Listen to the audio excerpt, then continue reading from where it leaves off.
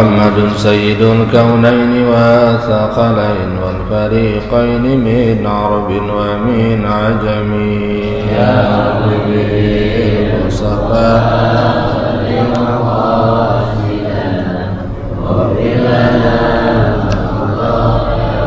الحبيب الذي ترجى شفاعته لكل هول من الأهوال مقتحم يا رب بالمصطفى بلغ مقاصدنا واغفر لنا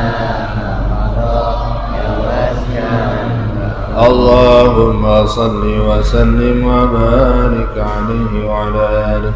Alhamdulillahirrahmanirrahim. Wassalatu wassalamu ala asyrafil mursalin habibina wa syafi'ina wa maulana Muhammadin sallallahu alaihi wasallam ta'alamin wa ala alihi wa sahbihi ajma'in. Rabbi shrah li sadri wa yassir li amri wa hlul 'uqdatam min lisani yafqahu qawli saddid lisani wa hadi qalbi bihaqqi sayyidina Muhammad sallallahu alaihi wasallam. Alhamdulillah, puji syukur kehadirat Allah Subhanahu wa taala pada malam hari ini. Limpahan karunia Allah Subhanahu wa taala menyertai kita berupa kesehatan, kesempatan, kenikmatan sehingga mudah saja dengan segala nikmat tadi kita menuju masjid melaksanakan sholat berjamaah, kemudian duduk untuk majlis menunggu sholat isya. Mudah-mudahan apa yang kita lakukan ini merupakan tanda syukur kita atas nikmat Allah Subhanahu wa taala dan Allah ridha kepada kita. Amin ya rabbal alamin. Shalawat dan salam selalu senantiasa kita atur dengan penuh cinta harap syafaat beliau dengan ucapan Allahumma shalli wa sallim ala sayyidina Muhammad.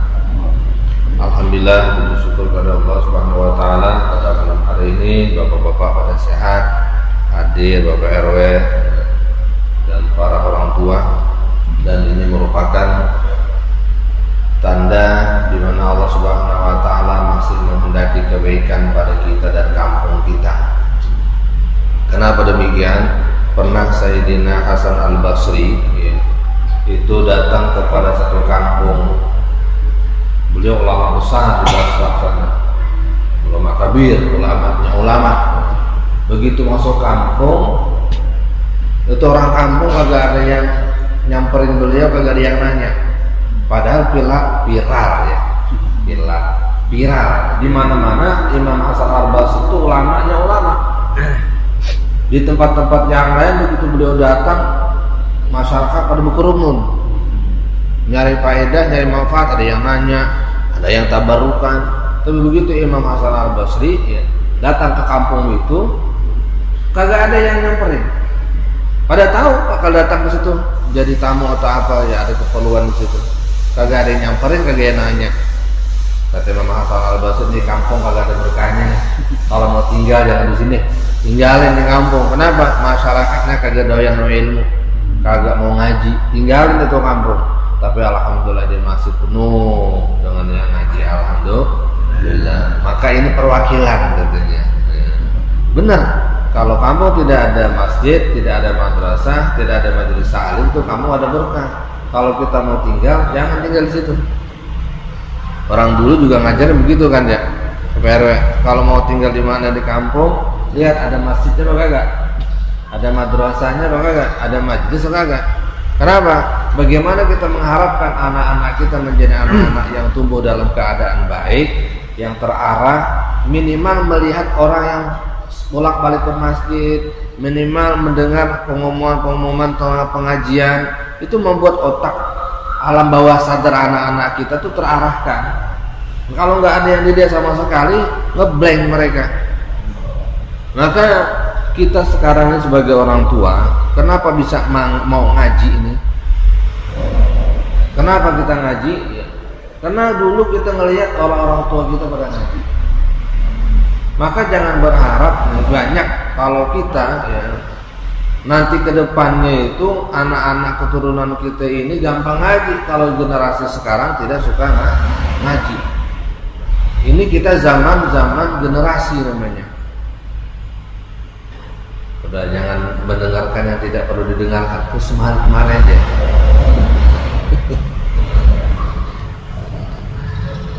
Baik.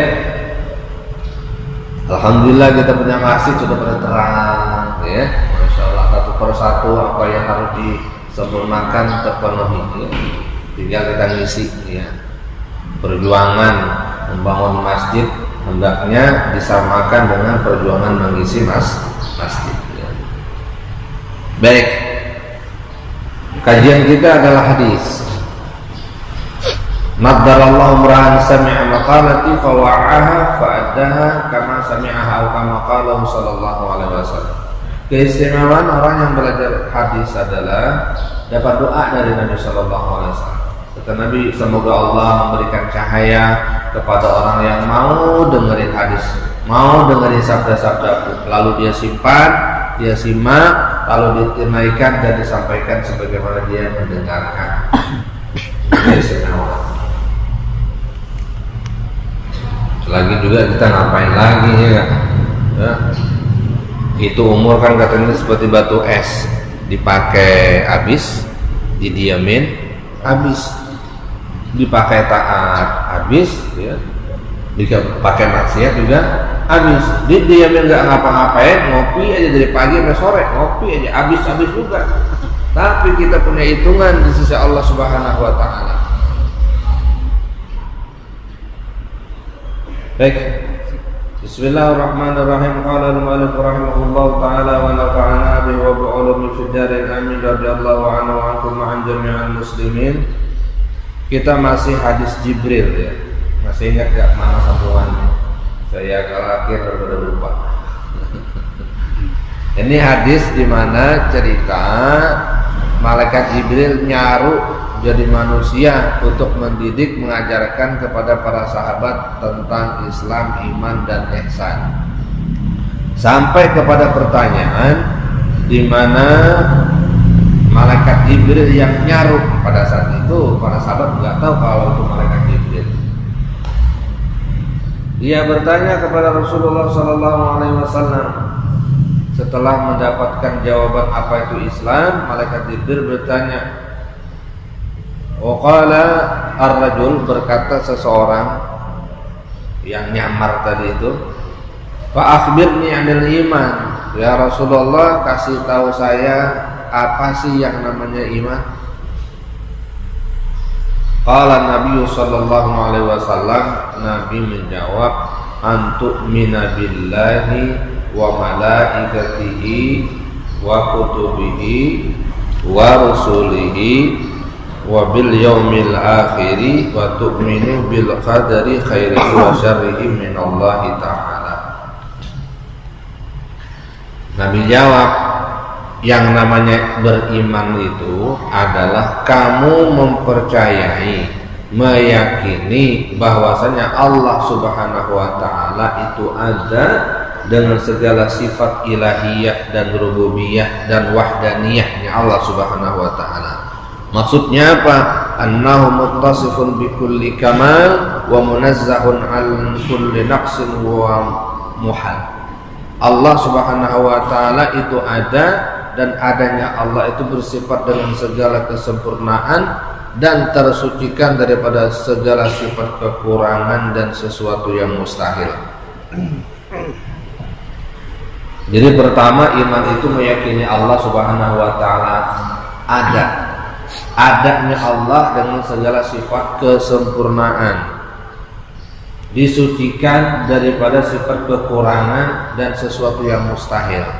Ini perlu ditekan sedikit, karena di zaman ini banyak penyampai-penyampai akidah rusak, di mana mereka meyakini bahwasanya Allah berada di atas langit, duduk di arsy, kakinya di kursi gitu. Kursi itu kan maha besar, makhluk Allah yang besar. Wasi'a kursiyyuhus samawati wal ardh. Kursinya Allah itu meluasi langit dan bumi. Kalau jatuh ke Amerika, hancur Amerika kan?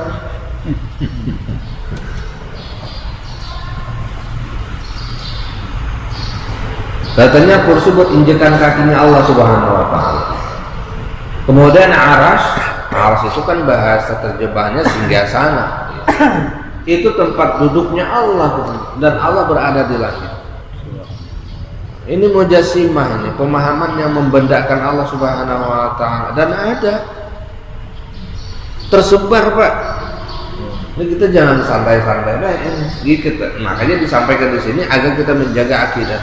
Kalau kita nggak pernah dengar seperti ini, tiba-tiba anak-anak keturunan kita berkeyakinan berpahaman seperti itu, kita nggak bisa tegur. Tahu-taunya begitu di akhir kagak samper kita di surga, pada kagak ada, di mana? Di neraka, waliyadzubillah.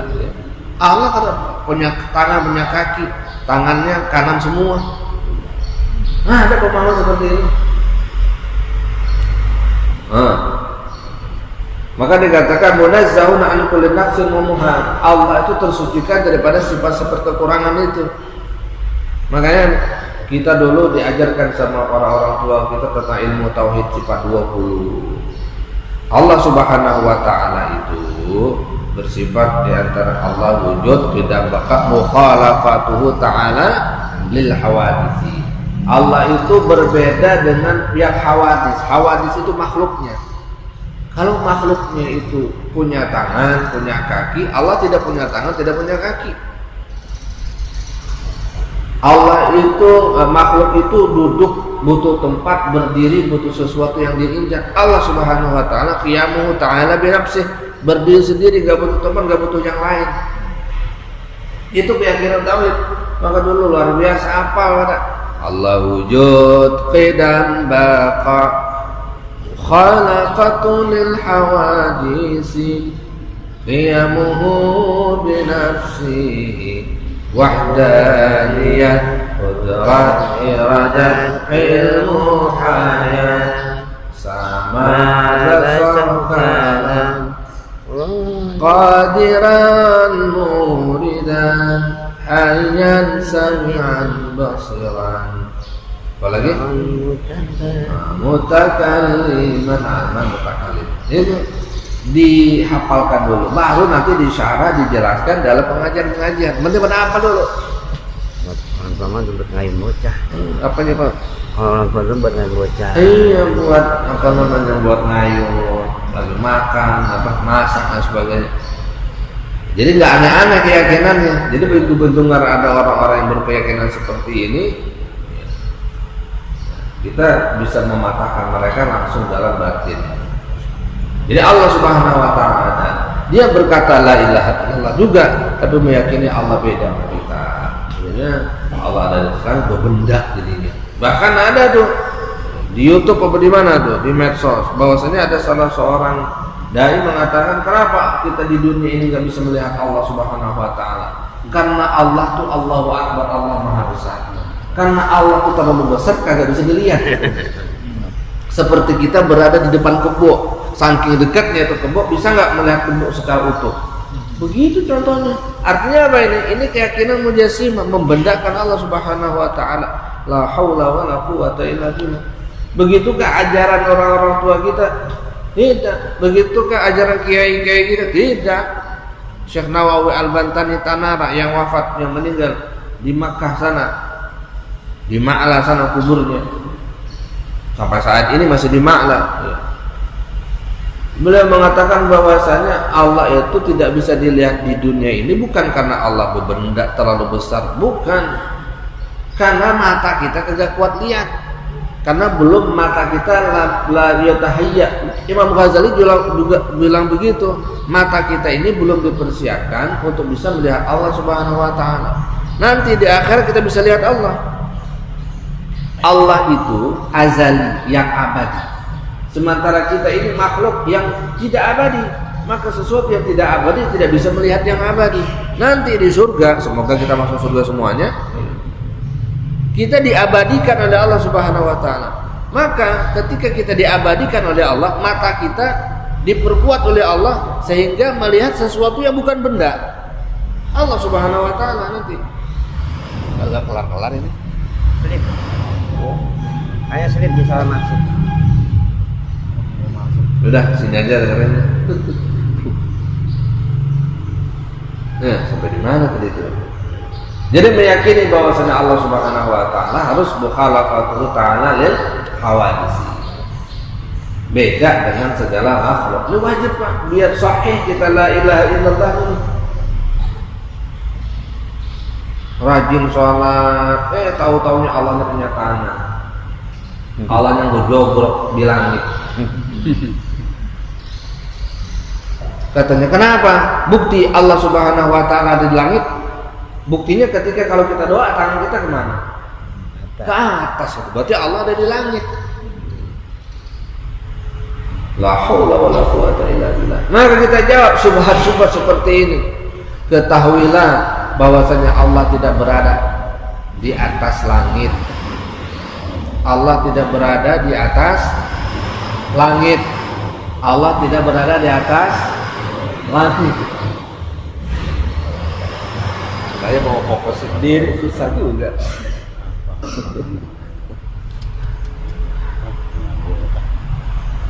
Allah tidak berada di atas langit.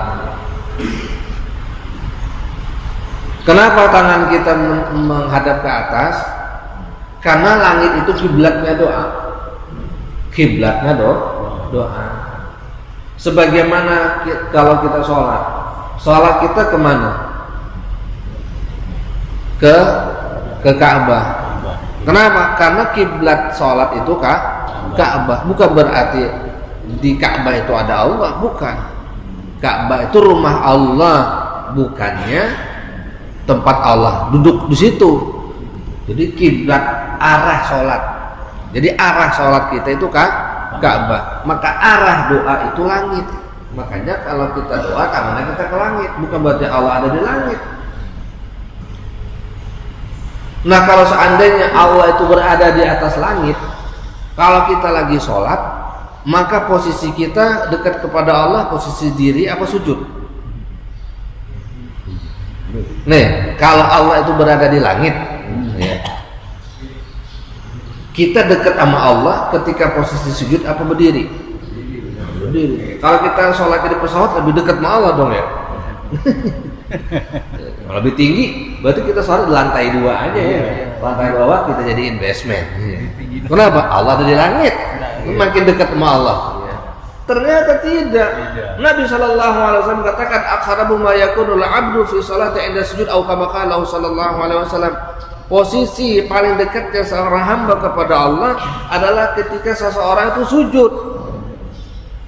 Berarti kedekatan di sini bukan kedekatan dimensi, bukan derajat. Sesuatu yang namanya derajat enggak diartikan dimensi, jangan diartikan jarak. Ini paham-paham Mujasimah seperti itu. Waliyahzubillah. Makanya perlu dipegang. Masya Allah. Jadi yang pertama yang diajarkan kepada kita bahwasanya Allah itu ada dengan segala sifat kesempurnaannya dan dijauhkan daripada sifat kekurangan. Mustahil. Yang kedua apalagi yang Nabi ajarkan beriman itu adalah yang namanya iman wa malaikatihi, meyakini bahwasanya ada malaikat yang Allah ciptakan, kata Nabi. Wa antu'mina bi malaikatihi wa hum ajsamun nuriyah qadiruna 'ala tashakkul bi ashkalin mukhtalifah wa ma'nal imani bihim at-tasdiqu bi wujudihim ibadun mukramun la ya'suna Allaha ma amarahum wa yaf'aluna ma yu'marun wa hum balighuna fil kathrah ma la ya'lamuhu illa Allah ta'ala. Waqad warada marfu'an ma fis samawati sab'i mawdi'u qadamin wala shibrin wala kaffin illa fi malakun qa'imun aw raki'un aw sajidun. Yang kedua yang namanya iman adalah harus meyakini adanya malaikat. Nah, malaikat itu apa? Ajsamun nuriyah, yaitu satu fisik cahaya yang Allah ciptakan. Qadiruna 'ala tashakkul, dan mereka mampu merubah diri menjadi bentuk manusia. Merubah apa? Jadi bisa. Nah, itu mereka mampu ya. Diberikan kemampuan oleh Allah Subhanahu wa taala di askalin mukhtalifah. Jadi mau nyamar jadi siapa juga bisa mereka. Bisa berbicara dan sebagainya. Tapi kalau jin kadang-kadang cuma suara saja. Atau fisik tapi enggak bersuara ya. Wa ma'nal iman bihim, atau kalau mereka jin itu menyerupai manusia, ya, dianya ada aja yang nggak sempurna, kupingnya kagak ada. Satu lah. Wah saya Sunan Bonang, datang. Kamu jangan ngaji, cukup dengerin apa yang saya sampaikan ke kuping kamu aja. Salaman pada kesurupan langsung. Ada begitu tuh. Ngajinya di kamar, ya, wirid aja, pinggir kolam. Pengen jadi alim tapi gak mau susah, pengen langsung dapat laduni, wirid aja ya. Belajar bukan kagak boleh wirid, ngaji dulu biar tahu mana benar mana salah. Karena ketika seseorang sampai kepada satu titik yang terbuka sesuatu yang tidak tampak oleh orang lain, disitulah godaannya. Makanya Syekh Abdul Qadir Jailani radhiyallahu anhu qaddasallahu sirra, ketika di masa puncak keimanan beliau, di puncak kesufian beliau, derajat tinggi, atau saat lagi haus, karamah datang, kayak seperti karamah, lagi haus di perjalanan padang pasir, haus. Tiba-tiba dari langit turun air, pakai gelas. Nggak tahu kopi atau apa gitu, ya. Gelas, nggak pakai botol kan. Tapi beliau nggak mau minum. Ikhlaq yang lain, pergi sana wahai kau yang dimurkai oleh Allah Subhanahu Wa Taala. Bukan karamah, setan nyamar ngasih minuman turun dari langit. Ketahuan dari mana tuh? Tipuan iblis. Itu gelasnya dari perak. Orang muslim laki nggak boleh, perak itu nggak boleh dipakai buat minum-minum, termasuk emas juga. Ilmu syariatnya jalan. Lah coba kalau kita habis ngirit gitu, wah wali juga nih saya. Wali apaan? Wali kucluk, ya. Hati-hati. Nah, dengan ilmu syariat terbebaskan dari hal-hal yang seperti itu. Iya. Ini kita tahu nih. Jadi malaikat itu nyaruk seperti itu dengan bentuk-bentuk yang lain sesuka-sukanya, ya. Tapi beda dengan para jin dan setan. Maka jin setan menggoda untuk hal-hal yang tidak baik. Jadi kalau jin ini godaannya, ini ketika melihat sesuatu yang aneh, ya, harus diumumkan di apa namanya, dibandingkan dengan ilmu agama, ada filternya gitu. Wa ma'nal iman bihim at-tasdiqu biwujudihim, dan makna beriman kepada para malaikat adalah at-tasdiqu biwujud, membenarkan, meyakini akan keberadaan mereka. Ini kan kemana-mana kita ada malaikatnya, minimal raqib dan atid dah yang diingat, pencatat baik, pencatat buruk, dosa. Hatta ucapan satu kata-kata kita itu dicatat. Ma yalfizu min qaulin illa ladaihi raqibun atid. Ini kudu ngeh kita nih, kudu ngeh. Tidaklah terucap satu kata-kata kecuali sudah ada malaikat raqib dan atidnya. Dari pagi sampai sore, Pak, berapa kata yang kita ucapkan. Dan ini luar biasa. Dan setiap kata-kata itu ada timbangannya nih. Nah, ini kudu diingat ini. Nah, rumahnya sebanyak omongan saya ditimbang semua. Iya, nggak perlu diimbangin. Minimal subhanallah wa bihamdihi subhanallahil azim. Ini bapak-bapak yang sering jalan kaki pagi, subhanallah wa bihamdihi subhanallahil azim. Itu kalimatani khafimatani ala lisan, saqilatani fil mizan, habibatani ila rahman. Dua kalimat ringan di lisan, memberatkan timbangan, dicintai oleh Allah Subhanahu wa taala. Subhanallah wa bihamdihi subhanallahil azim. Makanya dalam tahlilan disebutkan itu. Makanya arti tahlil sedikit zikir ya. Ini kalimat-kalimat mulia. Hadis Bukhari. Dari pagi sampai sore berapa banyak mulut kita terbaca untuk zikir, membaca Al-Quran, berapa banyak ngomongin orang, ngomongin politik, ngomongin bola yang udah kelar, masih begini hari masih bahas juga. Ya, orang-orang pada bersih-bersih di Qatar sana, itu aja masih dibahas. Ya. Nah itu kepercayaan nih, ada malaikat raqib atid dan malaikat yang lainnya. Jadi percaya nggak cuma sekedar tahu, tetapi mengaplikasikan, oh ada malaikat, langsung dicatat lagi nih yang macam-macam omongan. Jadi kalau kita mau marah, mau ngatain orang, mau ngebully, mau cari menang sendiri kalau ngomong, itu kan ada malaikatnya. Kata malaikat, gue tahu lu kalau lagi sendirian kok ngomong begini, gila sama dia ngomongnya begini. Catatannya ada. Itu arsipnya berapa besar itu ya. Arsip tulisan ya. Ibadun mukramun, malaikat itu adalah hamba yang dimuliakan oleh Allah Subhanahu wa taala. La ya'suna Allah ma amarahum wa yaf'aluna ma yu'marun. Mereka tidak pernah bermaksiat melawan perintah Allah dan melakukan apa saja yang Allah perintahkan. Balighuna fil kathrah. Mereka ini banyak sekali. Ma la ya'lamuhu illallah, tidak ada yang tahu kecuali Allah jumlahnya. Waqad warada, ada keterangan sampai marfu'an, ma fis samawati sab'i mawdi'u qadamin wala shabin wala kafin ilauhi malakun qa'imun aw raki'un aw sajidun. Dikatakan bahwasanya di langit sana yang 7 lapis itu tidaklah ada satu tempat yang seluas tapak kaki, sejengkal ataupun setapak tangan, kecuali di situ ada malaikat yang berdiri sedang sholat kepada Allah, ada yang rukuk, ada yang sujud. Jadi kalau ini maksud kan itu ruangan kosong nih rapat semuanya, kagak ada tempat yang kosong, seluas tapak ini isinya malaikat. Luasnya langit sangat luas.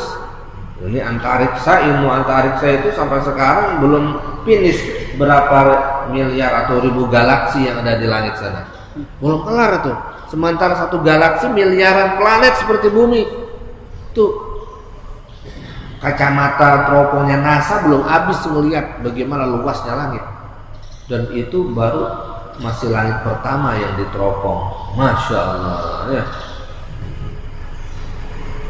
Itu nanti menjadi gambaran Allah Subhanahu wa taala tentang luasnya surga ya. Wa dzakara ba'duhum, sebahagian ulama menjelaskan, anna min ajabi ma khalaqallahu fi malakan nisfahu min nar wa nisfahu min salat. Fala nar tujibu salat wa la salat yudfi'un nar. Yusabbihu Allah ta'ala yuqaddisu wa yumajjidu wa yuwahhidu. Diceritakan bahwasanya ada makhluk malaikat yang sangat ajaib. Yang ajaib. Allah ciptakan malaikat itu separuhnya tubuhnya itu terbuat dari api, separuhnya dari salju. Badannya tuh sebelah api, sebelah salju. Api tidak menghabiskan salju dan salju tidak memadamkan api. Satu orang malaikat. Dan kerjanya ngapain? Dari sejak mulai diciptakan sampai nanti hari kiamat, yusabbihu wa yuqaddis, baca tasbih, memuji Allah, mengagungkan Allah, mentauhidkan Allah. Dan salah satu ucapannya adalah Allahumma ya man allafa bainas salji wan nar alif baina qulubi ibadikal mu'minin. Ada doa untuk kita orang mukmin. Apa dia bilang? Ya Allah, sebagaimana Engkau bisa mempertemukan menjadi satu antara api dan salju, maka pertemukanlah hati-hati hamba orang mukmin nih yang pecah belah centang perenang, kagak pernah akur, atau kagak pernah akur dah dia mau dia mah nggak. Allah punya malaikat api sama air jadi nyatu. Jadi sekeras-kerasnya manusia, ya insya Allah masih ada lagi yang lebih aneh, yaitu api dan air jadi satu karena Allah Subhanahu wa taala. Jadi kagak mustahil. Berusaha untuk bersatu, berusaha untuk maju bareng-bareng, itu tidaklah sesuatu yang mustahil. Dan para malaikat yang wajib kita ketahui itu ada 10. Masih ingat ya pelajaran zaman TK, zaman SD. Malaikat apa namanya? Jibril, Mikail, Israfil, Munkar, Nakir, Ridwan, Malik, dan kedua Raqib Atid pencatat hasanah wa sayyi'at. Kemudian apalagi wa kutubi, beriman kepada kitab-kitab Allah yang Allah turunkan. Itu semuanya ada sampai ya, 4 secara rinci, kitab Taurat kepada Nabi Musa, Injil kepada Sayyidina Isa, Zabur kepada Nabi Daud, Al-Quran kepada Nabi Muhammad sallallahu alaihi wasallam. Semuanya jumlahnya itu ada 104 kitab-kitab yang Allah turunkan itu. Yang wajib yang kita perinci adalah 4. Yang 100-nya enggak wajib kita ketahui. Dari yang 4 ini pun yang wajib kita imani hanyalah Al-Quran secara utuh. Kalau Taurat, Injil, dan Zabur kita wajib imani namanya, tapi keyakinan untuk kalau ada Zabur sekarang tidak boleh lagi diambil, tidak boleh lagi jadikan rujukan, karena banyak sudah ditahrif. Ya, begitu Taurat juga ditahrif, dimasukin, disisipin tulisan-tulisan orang. Jadi didiamkan saja.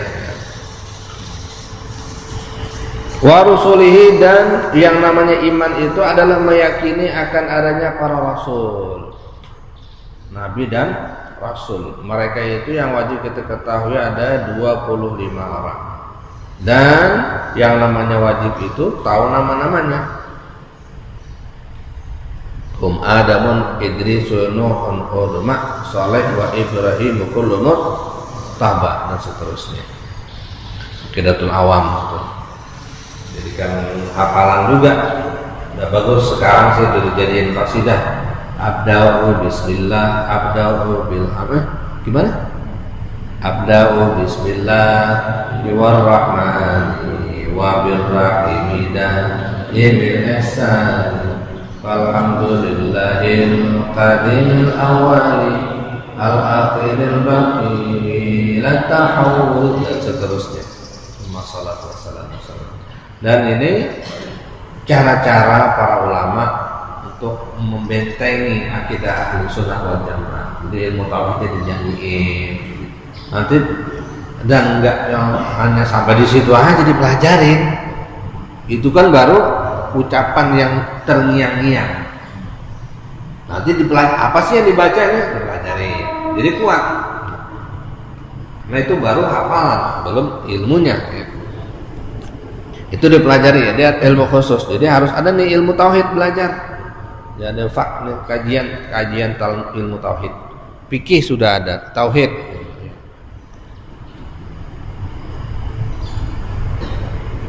Nah kita wajib mengetahui nama-nama para anbiya wal mursalin.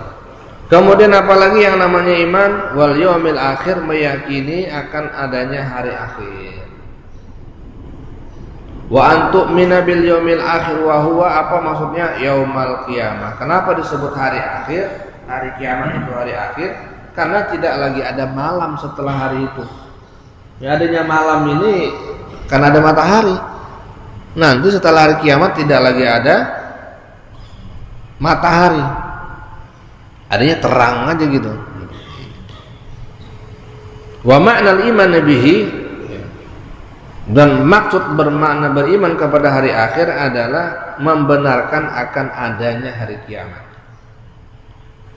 Terus apalagi wa jami'i mastamala alaihi min ba'sil makhluqat, dan meyakini apa yang terjadi setelah hari kiamat itu, yaitu mulai dari dibangkitkannya makhluk lagi. Ini kan setelah hari kiamat terjadi, kita mati nggak tahu berapa ribu tahun itu, sampai Allah hidupkan kembali. Nah begitu dihidupkan kembali, itu tinggal ditiupin aja periwitan sama malaikat Israfil, hidup lagi tuh, roh pada kembali. Dan kembalinya kagak salah alamat, langsung saking cepat. Ngarep kali saya mah orang awam, kali aja nanti begitu roh kembali ternyata roh si Abdul Qadir Jilani, kata saya. Kagak mungkin. Kagak, sudah alamatnya masing-masing. Jasadnya dikubur di mana, nanti rohnya nyamper gitu, bangkit seperti jamur atau rumput yang lama kering, begitu kena hujan tumbuh. Nanti dikumpulkan kita dan yakini hal itu. Ini termasuk perkara beriman kepada hari akhir. Kenapa kita wajib meyakini itu ada? Ya wajib, Kenapa? Karena memang meyakini segala sesuatu ini diatur oleh Allah Subhanahu wa taala. Buktinya kita tidak bisa mengatur diri ini. Kita kedorong terus ini menjadi tua. Bisa nggak nahan diri sehari saja? Nggak bisa ngejalanin hari. Atau nggak bisa nggak kita nahan uban tumbuh? Nggak bisa nahan diri kita. Itu artinya ada yang menguasai ini dan kita bakal ketemu sama penguasa itu, yakni Allah Subhanahu wa taala, Maliki Yaumiddin, yang merajai hari pembalasan. Jangan santai-santai baik, Bang. Ya, ada hitungannya kita nih. Ada matinya, ada hisab. Wa hisab, dan yakin ada hitung-hitungan amal. Jadi kalau di dunia ini kita dizalimi, ada hisabnya, ada hitung-hitungannya. Sampai benang jahit diambil sama orang, jarum kita bakal pulangin itu. Tanggung jawab di hadapan Allah Subhanahu wa taala. Apalagi paku, apalagi sekilo itu paku. Sekecil apapun ada tanggung jawab. Bayangin itu yaumul hisab. Makanya tuh setiap ketika orang mau diantar ke kuburan, maka dari keluarga, dari penyampai mukadimah atau wakil dari keluarga menyampaikan manakala si jenazah ini memiliki kesalahan mohon dimaafkan. Itu bukan basa-basi, Pak. Itu memang benar-benar. Ini kalau seandainya kagak dimaafin, nggak dihalalkan, urusannya ribet di sana. Bayangin orang sejak dari Nabi Adam sampai hari kiamat kita nyari orang udah susah. Udah gitu cari-cari buat diadili lagi. Jadi urusan kezaliman, at-tajarum, benang dan hal-hal yang terkecil pun punya tanggung jawab.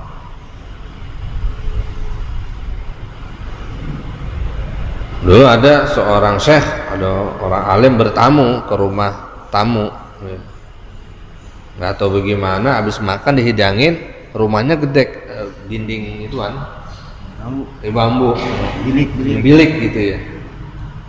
Nah, gigi keselip, pedongkraknya kagak ada, ayo dipotek aja tuh, dikit, buat tusuk gigi. Dianggap apa? Itu sepele. Karena dia orang soleh mendengar sesuatu ucapan, hati-hati bang katanya, hati-hati bang. Itu anggap kecil, tapi itu kalau nggak dimintain halal, itu urusan yang besar di akhirat tuh. Sekedar tusuk gigi, detek, dipotek dikit. Kalau nggak ada izin dari tuan rumahnya, masalah ini. Masya Allah. Apalagi utang di warung kagak bayar, ya. Udah gitu ngutang banyak lagi, doanya jelek banget nih. Begitu kata orang dulu bukan hadis, bukan. Orang katanya kalau kebanyakan ngutang ke warung, doanya jelek. Kenapa? Biar tuh warung bangkrut sekalian. Kalau bangkrut kan catatannya hilang. Dia ogah memegang warung, bangkrut tuh warung, ngutang agak bayar-bayar. Giliran punya duit belanja ke lain. Giliran punya duit pengen ngutang lagi, dibayaran dulu, ngutang lagi, nambah lagi ngutangnya Allah, kagak kelar-kelar tuh utang. Sianan yang warung ya. Mana ngejualnya pada dimurahin lagi daripada yang maret-maret. Ini kita begitu ya, kalau lagi banyak duit belanjanya ke maret, keluar maret apa dah gitu ya. Ada polpo maret namanya ya. Ada maret-maret ya. Giliran punya duit keluar, giliran ngutang ke tetangga. Kenapa sih nggak pengen bikin tetangga muslim maju gitu? Tapi kan yang maret-maret ya muslim juga Pak Ustadz. Iya, maksudnya kan tetangga kita ada gitu belanja di situ. Lu sama tetangga nawar dulu lagi. Coba kalau belanja keluar kagak nawar-nawar, ya malah bangga. Biar itu manfaat ya. Belanja sekaligus nyenengin. Udah belanja di dalam aja dalam. Ya. Biar maju bareng bareng. Mana lagi?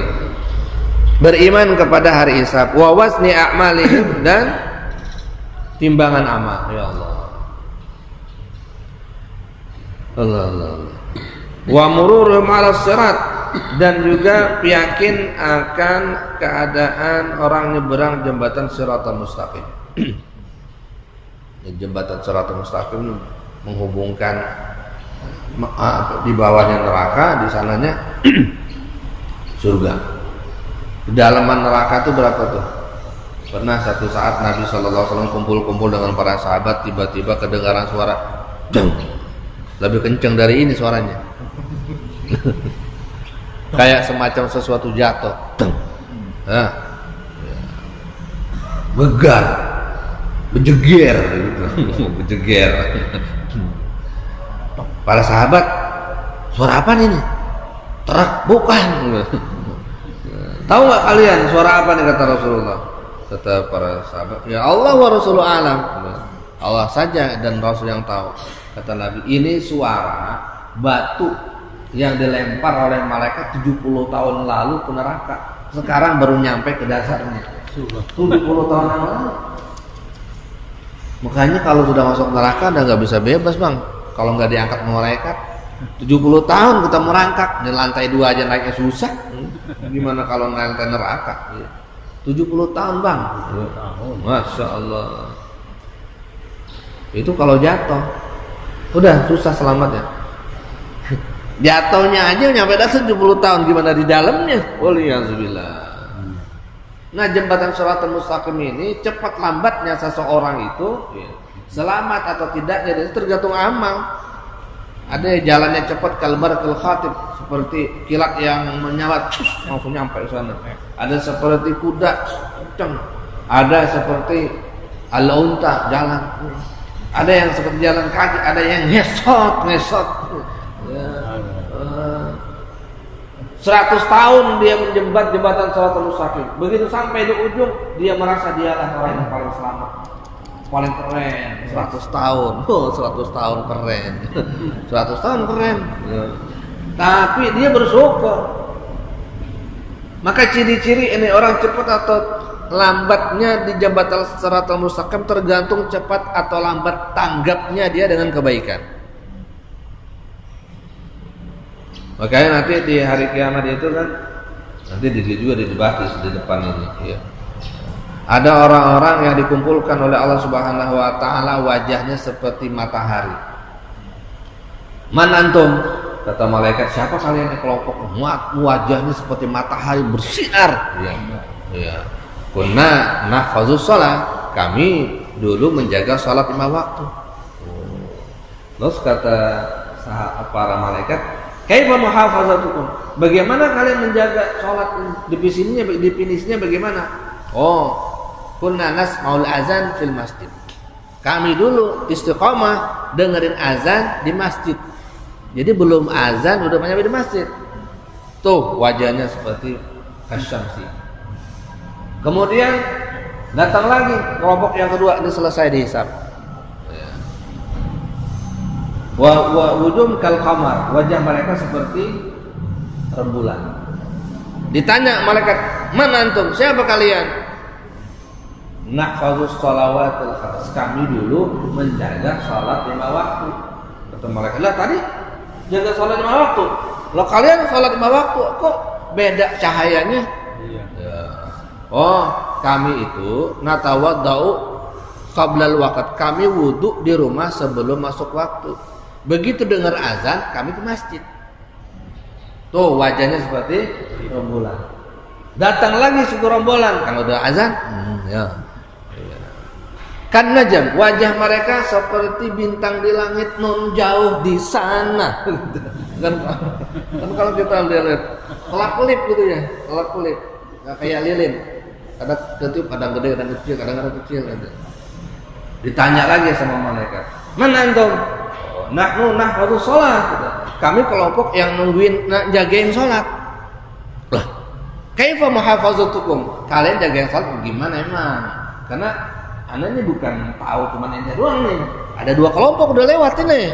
Ya. Kok ente juga kelompok jagain salat juga? Iya, kami mah kalau denger azan baru jalan deh tuh, baru wudu, baru siap-siap.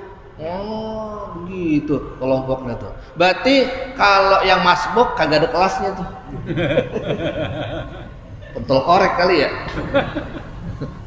Ya kalau kena angin dikit mati. Ya. Bukan kagak pahala, bukan, ini soal derajat. Karena waktu sholat udah masuk, ya mudah-mudahan nih besok kita azan udah di masjid, bukan azan beduk udah di masjid, bukan. Kan gitu. Azan kita udah di masjid.